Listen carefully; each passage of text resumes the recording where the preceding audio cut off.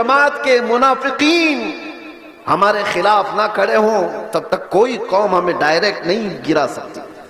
ابھی 1 مہینے پہلے کی بات میں بتاؤ، بہت سینئر آفیسر نے مجھ سے کہا کہ مولانا آپ ڈرتے کیوں ہیں؟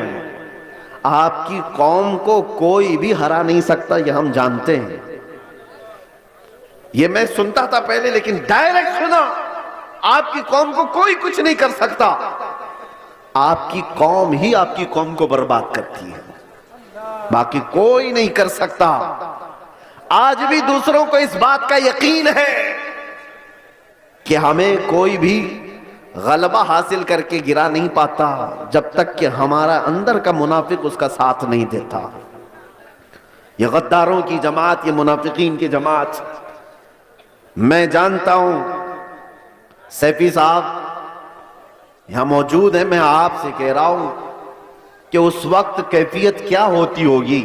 یہ اسٹیج پہ موجود سارے علماء، ہماری برادری، علماء برادری، ہم گرفتار ہو کر کے 200 لوگوں کے درمیان ہیں، پہرے داری میں کوئی کسر نہیں چھوڑی جا رہی ہے، کوئی کسر نہیں چھوڑی جا رہی ہے۔ سارے ارد گرد ہمارے اطراف کرسیاں لگا کر بیٹھے اور سوالات پہ سوالات، سوالات پہ سوالات۔ اور اس وقت انویسٹیگیشن کرنے والوں کو کچھ لوگوں کے میسیجز آتے ہیں اور کہتے ہیں یہ مولانا سے یہ بھی پوچھو، یہ بھی پوچھو۔ کلپیں ہماری کاٹ کاٹ کر کے بھیجی جا رہی ہیں تقریروں کی کہ انہوں نے یہاں پر یہ کہا، انہوں نے یہاں پر یہ کہا۔ وہ بیچارے سوالات کرنے والے وہ کہتے ہم کو تو آپ کے بارے میں اتنا معلوم نہیں تھا، یہ اتنی ساری چیزیں آ رہی ہیں، میں نے پوچھا نہیں کون ہے، لیکن سامنے والے نے بتایا کہ فلاں پیر صاحب ہیں، فلاں مولانا صاحب ہیں۔ میں جانتا ہوں میرے عزیزوں، میں نے اس سے قبل بڑے جذبات میں کہا تھا، وہ بھی جانتے ہوں گے جنہوں نے یہ سب کام کیے ہیں ہمارے دل پر کیا گزر رہی تھی اس وقت۔ ہم نے سب اللہ اس کے رسول پر چھوڑ دیا، لیکن ایک بات یاد رکھنا، غداروں کی جماعت سے کہتا ہوں، کل قیامت ہونی ہے اور بارگاہ مصطفیٰ میں ہمیں بھی کھڑا ہونا ہے اور تمہیں بھی کھڑا ہونا ہے۔ دیکھا جائے گا کہ تم کس کے ساتھ کھڑے ہوتے اور ہم کس کے ساتھ کھڑے ہوتے، دیکھا جائے گا۔ تم نے کسی ایک عالم کو صرف اور صرف ناموس رسالت کی بنیاد پر سزا کو طویل کرنے کے لیے، ساتھ دینے کے لیے جاسوسیوں کا ماحول بنایا تھا۔ قیامت تو ہونی ہے، موت تو آنی ہے، قبر میں بھی جانا ہے۔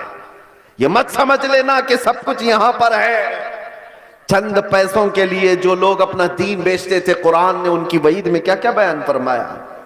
یہ وہ لوگ ہیں جو یہودی علماء تھے، یہی تو کیا کرتے تھے، مالداروں کو خوش رکھنے کے لیے وہ دین کا نظام بدل دیا کرتے تھے۔ اب دیکھنا جیسے جیسے یہ سختہ پاور میں آج لوگ ہیں، حکومت میں جو لوگ ہیں، مضبوط سے مضبوط ہوتے جائیں گے تو طوفان آئے گا بہت ساروں کے اندر، کتنے تو ادھر سے ادھر نکلنے لگ جائیں گے کہ بھائی جس کی لاٹھی اس کی بھینس، ہمیں بھی ان کی بولی بولنی پڑے گی، ہم بھی ان کے شانہ بشانہ رہیں گے تو کچھ ہمارے بھی کام ہو جائیں گے۔ دیکھنا اور چند دنوں کے بعد وہ چاہے علماء دکھنے والی جماعت میں سے لوگ ہوں یا نیتا بننے والے لوگ ہوں، یہ سب وہ چاٹو گیری کرنے والے لوگ ان طوفانوں میں اب کس کے ساتھ جانے لگیں گے اور قوم کی دلالی کرنے لگیں گے۔ دیکھنا آپ چند دنوں کے بعد۔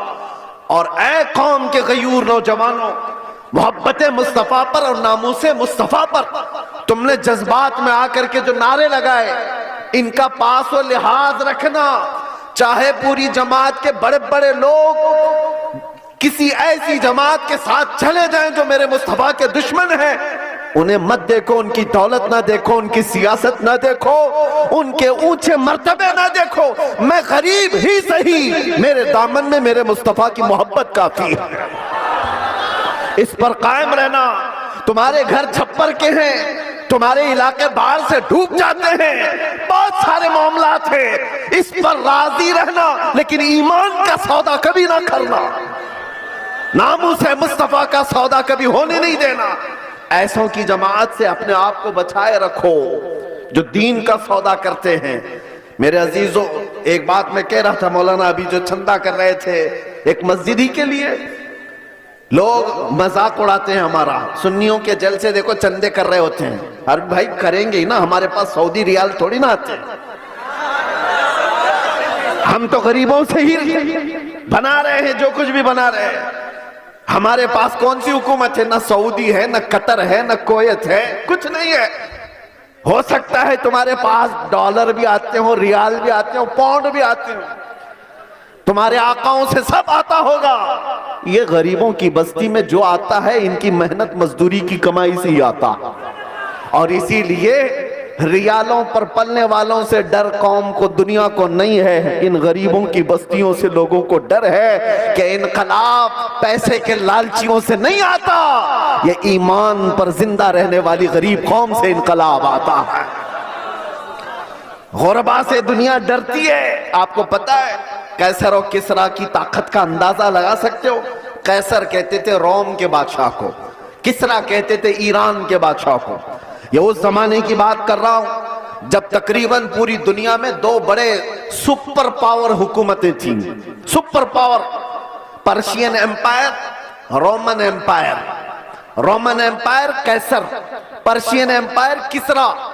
یہ میرے مصطفیٰ کریم صلی اللہ تعالیٰ علیہ وسلم کے زمانے کی بات کر رہا ہوں، اور جب حضور پاک کے زمانے سے تھوڑا سا زمانہ آ گیا صدیق اکبر کا، فاروق اعظم کا، مدینے سے یہ صحابہ کی جماعتیں نکلی تھیں اور یہ بات کر رہے تھے قیصر و کسریٰ سے مقابلے۔ سوچو سیمانچل کے غریب لوگ، بستیوں میں رہنے والے جن کے ہاں پکی سڑک بھی نہ ہو، اور وہ گاؤں کے رہنے والے اگر یہ کہیں ہم امریکہ سے لڑنے والے ہیں، رشیا سے لڑنے والے ہیں، تو دنیا مذاق ہی تو کرے گی۔ دنیا کیا کہے گی؟ ارے تمہارے چھپر کے گھر ہیں اور تم بات کر رہے سپر پاور سے لڑنے کی۔ بلا تشبیہ بلا تمثیل، صحابہ اکرام جس وقت یہ بات کر رہے تھے کہ قیصر و کسریٰ کو بھی ہم فتح کر لیں گے، روم اور ایران کو بھی فتح کر لیں گے، مکہ والے ٹھٹا مار کر کے ہنستے تھے، جن کے پاؤں میں چپل نہیں، جن کے کپڑوں پہ پیوند لگے رہتے ہیں، جو 10 لوگ ایک کھجور پر پورا دن گزارتے ہیں، یہ وہ محمد عربی کے غلام ہیں۔ روم اور ایران فتح کرنے کی بات کر رہے ہیں، مذاق اڑایا جاتا تھا، لیکن تاریخ کی سچائیاں بتاتی ہیں وہ مذاق کرنے والے دیکھتے رہ گئے۔ صحابہ کی جماعت، وہ فاقہ کشی پر رہنے والے، ایک پیوند لگا جبہ پہننے والے، بغیر چپل کے کئی لمبے میل تک سفر کرنے والے صحابہ جب نکلے تھے تو قیصر و کسریٰ کو گھٹنے ٹیکنے پر مجبور کر دیا تھا۔ عمر فاروق رضی اللہ تعالیٰ عنہ کے زمانے میں وہ وقت آیا تھا کہ جب کسریٰ کی حکومت بھی تہ و بالا ہو گئی، قیصر کی تمام سلطنت کی رعنائیاں ختم ہو گئی، اور پھر پرچم اسلام لہرایا تھا، تو آج تک ایران پر جو اسلامی حکومت کا غلغلہ ہے آج تک موجود ہے۔ میں آپ سے کہتا ہوں کہ دنیا نے ہمیشہ یہ دیکھا ہے محمد عربی صلی اللہ تعالیٰ علیہ وسلم کے غلاموں میں ان کو کمزور دیکھا گیا ہے، ان کو غریب دیکھا گیا ہے، پھٹے پرانے کپڑوں میں دیکھا گیا ہے، الجھے بالوں میں دیکھا گیا ہے، لیکن جب اس قوم کو جلال آتا ہے تو بڑی بڑی حکومتوں کے تختے پلٹ جاتے ہیں۔ اسی کو اقبال نے کہا تھا، نکل کر کے صحرا سے جس نے الٹ دیا تھا تخت روما کو، سنا ہے قدسیوں سے میں نے کہ وہ شیر پھر ہوشیار ہوگا۔ سنا ہے قدسیوں سے میں نے کہ وہ شیر پھر ہوشیار ہوگا۔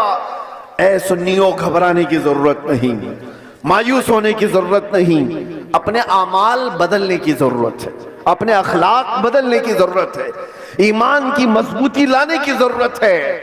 ہمارے پاس بچا کیا ہے؟ ابھی جو چیز بچی ہے وہ محبت مصطفیٰ، نبی کریم صلی اللہ تعالیٰ علیہ وسلم پر مر مٹنے والی جو کیفیت ہے، یہ دنیا کی سب سے عظیم دولت اللہ نے تمہیں عطا کی، اس کو بچائے رکھو۔ یہ بھی اگر ختم ہو گئی تو چلتی پھرتی لاشیں ہیں اور کچھ بھی نہیں بچا۔ ہاں، آپ کا ایک سوال ہے، جیسے ہم سے بھی کہتے تھے لوگ، بہت بولتے تھے، گرفتار ہو کر کے گئے، جیلوں کے پیچھے پڑے رہے، کوئی پرسان حال نہیں، دھکے کھاتے رہے، کیسی کیسی جگہوں پر بیٹھتے رہے، کیا یہ عزت کی بات ہے؟ میرے عزیزو، یہ گرفتاریاں یہ ہمارے آباء و اجداد کی سنت ہے۔